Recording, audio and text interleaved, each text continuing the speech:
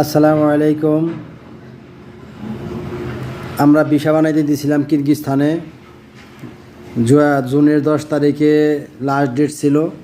আমরা 8 তারিখ, 9 তারিখ, 10 তারিখ এই 3 তারিখের ভিতরে হাজার হাজার মানুষ আমরা ভিসা করতে দিয়েছিলাম। এখন বাংলাদেশের সরকারের সাথে এদেশের সরকারের কথা হয়েছে। এখন বাংলাদেশের সরকার কি বলছে জানি না। তারপরেই এদেশের সরকার ক্ষিপ্ত হয়ে আজকে আমরা জানতে পারলাম, ঘোষণা দিয়েছে আজকে 10 তারিখ জুলাই মাসের।